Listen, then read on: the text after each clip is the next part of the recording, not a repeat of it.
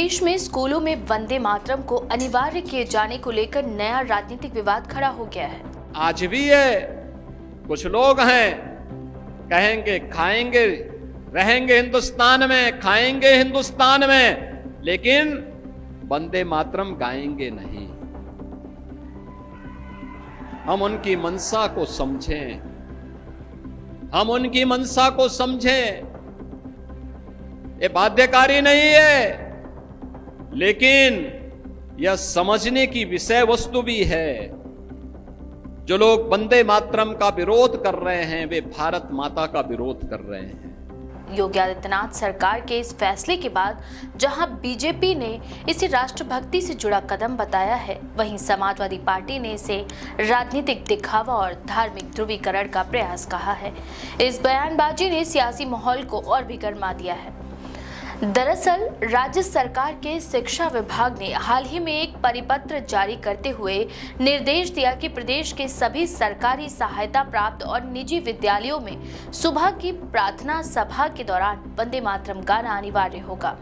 विभाग के मुताबिक ये निर्देश छात्रों में देशभक्ति, अनुशासन और एकता की भावना को प्रोत्साहित करने के उद्देश्य से जारी किया गया है।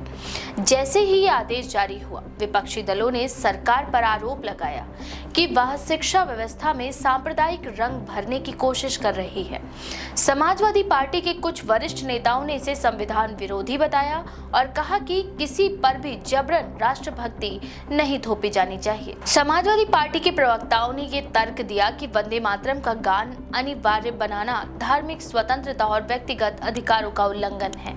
उनका कहना है कि स्कूलों में पहले से ही राष्ट्रगान जन गण मन गाया जाता है, जो देश की एकता और अखंडता का प्रतीक है।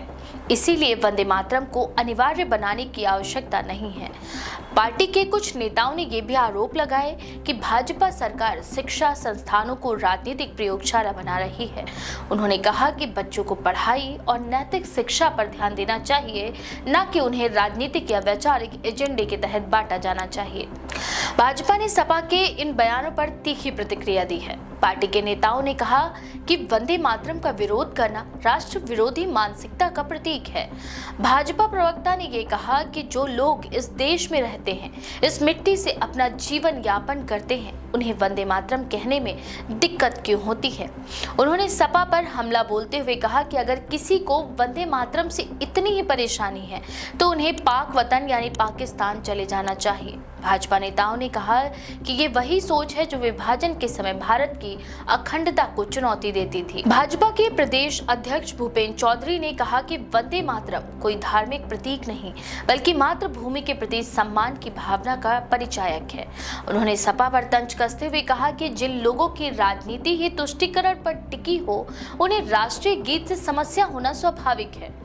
चौधरी ने कहा कि भाजपा सरकार की प्राथमिकता बच्चों में राष्ट्रीय चेतना, अनुशासन और नैतिकता का विकास करना है और इसी क्रम में ये निर्णय लिया गया है। इस विवाद ने प्रदेश के राजनीतिक वातावरण को और अधिक विभाजित कर दिया है। भाजपा समर्थकों ने सोशल मीडिया पर #वंदे मातरम फॉर यूपी जैसे हैशटैग ट्रेंड कराते हुए इसे गर्व का निर्णय बताया। वहीं सपा समर्थक ने #फोर्स पैट्रियोटिज्म कहकर इसका विरोध कर रहे हैं। ट्विटर और फेसबुक जैसे मंचों पर दोनों दलों के समर्थकों के बीच तीखी बहस छिड़ी हुई है। कई शिक्षकों और अभिभावकों ने भी इस मुद्दे पर अपनी राय रखी है।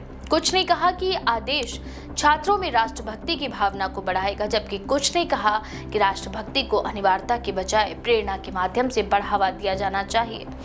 शिक्षा विभाग के सूत्रों के मुताबिक इस आदेश का उद्देश्य किसी समुदाय को निशाना बनाना नहीं है। विभाग का ये कहना है कि वंदे मातरम भारत के स्वतंत्रता संग्राम से जुड़ा हुआ है और इसे अनिवार्य करना बच्चों को अपने इतिहास और देशभक्ति की परंपरा से जोड़ने का प्रयास है। वहीं कुछ शिक्षा विशेषज्ञों का मत है कि राष्ट्रीय गीत का गान छात्रों में भावनात्मक एकता को बढ़ावा देता है और ये संविधान या धार्मिक स्वतंत्रता के विरुद्ध नहीं है। दूसरी तरफ सपा नेताओं का तर्क है कि भाजपा सरकार हर सामाजिक और शैक्षिक निर्णय को धार्मिक पहचान से जोड़कर देखती है। एक सपा विधायक ने कहा कि हम वंदे मातरम के विरोध में नहीं है, लेकिन इसे बाध्यकारी बनाना गलत है। देशभक्ति का अर्थ जबरदस्ती नहीं बल्कि स्वाभाविक भावनाओं से होना चाहिए। उन्होंने ये भी आरोप लगाया कि भाजपा ऐसे मुद्दे उठाकर बेरोजगारी, शिक्षा संकट और महंगाई जैसे असली मुद्दों से ध्यान भटकाना चाहती है।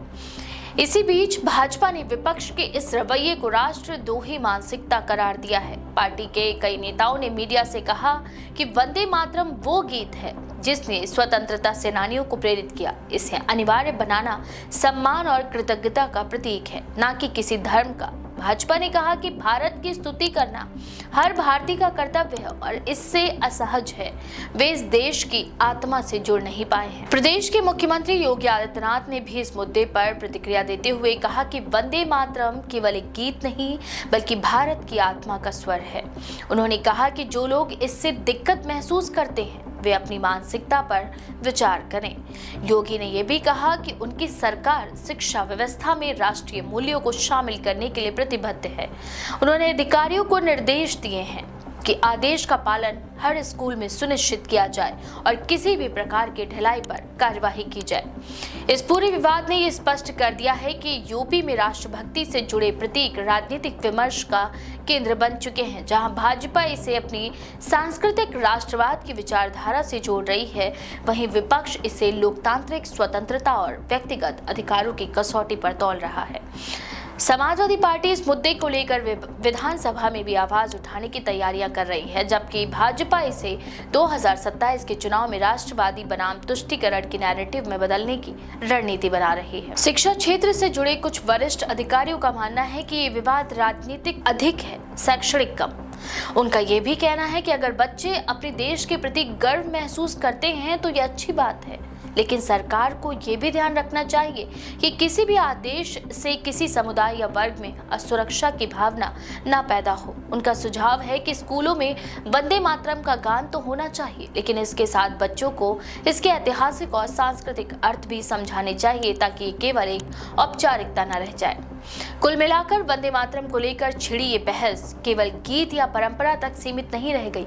ये उत्तर प्रदेश की राजनीति में वैचारिक संघर्ष का नया प्रतीक बन गई है। एक ओर भाजपा की राष्ट्रवादी पहचान को और मजबूत करने का प्रयास और दूसरी ओर विपक्ष की चिंता की शिक्षा और राष्ट्रभक्ति को धार्मिकता की नजर से न देखा जाए। आने वाले दिनों में ये देखना दिलचस्प होगा कि ये विवाद केवल बयानबाजी तक सीमित रहता है या फिर ये प्रदेश की शिक्षा व्यवस्था और राजनीति दोनों में कोई स्थायी परिवर्तन लेकर आता है। इस बारे में आपका क्या विचार है? अपनी राय कमेंट सेक्शन में जरूर लिखें। ऐसी और भी खबरों के लिए देखते रहें द पेज 19।